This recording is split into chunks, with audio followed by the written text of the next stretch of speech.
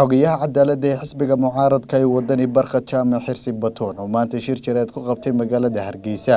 ayaa ka diiriyay xaaladda maxaabiista ku jirta xabsiyada dalka oo sheegay in tacadiyad badan ay ka dhacaan xabsiyadaasi isagoona tilmaamay in wasaaradda cadaaladda Soomaaliland ay ku guuldareysatay sidii maxaabiistaasi ay u heli lahaayeen xuquuqdooda waxa dhacda oo daraasad ku haynaa xabsiyada dalku qol kastaba uu cabirkiisu yahay 4 mitir 4 mitir waxa lagu wada xidhayaa tiro ku dhow 30 ama 35 qof 35 ka qof waxa ku jira dad dhiikar leh waxa ku jira dad xiiq leh dadkaas waxay u baahan yihiin meel ay ku kala nafisaan xabsiga gudihiisa dadka lagu xidhayaa malaha suuli u gaara markuu qofku suuli u baahdo ama hawo u baahdo wuxuu bariyaa askariga banaanka taagan maxaabistaasi ma helaan dhakhtar joogto ah oo weegii waxay xaq u leeyihiin 2 jeer inuu dhakhtar kormeero oo caafimaadkooda uu la socdo waxaana dhacda qaar badan oo maxaabiisi in caafimaad darro ugu dhex dhintaan jeelasha dayrada badan ee ay ka qabno dhibta khatarta ah ay ku geedaaman tahay waxa kamid ah jeelka berbera oo dhib fara badan maxaabiista ay ka haysato oo leerku uu ka go'o biyuhu uu ku yar yahay xabsi qadiimana ah runtii waxa kamid ah jeelka laascaanood oo xabsi qadiim ah oo gaboobay oo sidii xoolihii dadka la isdul saaray waxa kamid ah jeelka Gibiley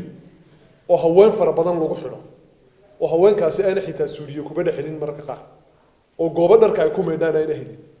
oo waxa weeyaan mashaakil fara badan iyadana uu haysto inta waxa dheer xadgudubyada iyo xariga joogtada ah ee muwaadiniin afkaartooda social media waxa la yiraahdo ku dhiibta ama ku cabira oo aan hanaan sharciga waafaqsan loo xidhin waxa jira dad muddo dhaaf ah oo xabsiga ku dhameystay muddadii xukunkoodu uu ku eeka oo 5 sano ku jira oo muddo dhaaf ah 3 sano ku jira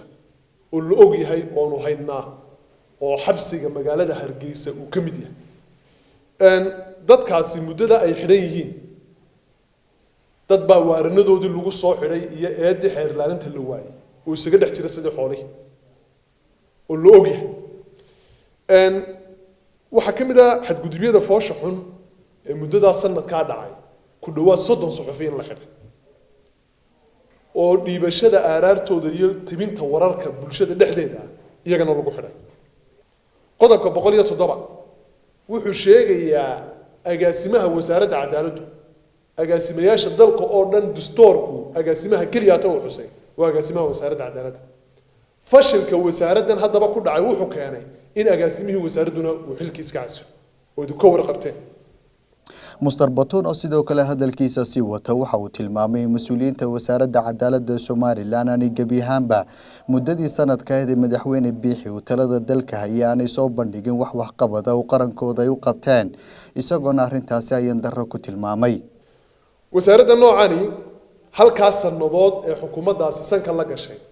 hal barnaamij oo qurux badan oo qaranka qiimo u leh oo ay qabato maanta ay ku baan karaysaa haba yaraatay ma jirto mas'uuliyad darrada xabsiyada ka taagan dhibaatooyinka aanu ka sheekeynay ee hay'adii xuquuqul aadamaha qaranku ay ka marakacday ee Amnesty International ay ka marakacday ee anaguna maanta report-kan ay kula wadaagan ee tacadile ee jeelalle intaaba in wasaaraddaas ku fashilmatay wasaaradda cadaaladdu sanadka meel ay joogto iyo waxay qabatay midnaba lama hayo dalka cadaalad darrada ugu weyn ee ka dhacaysa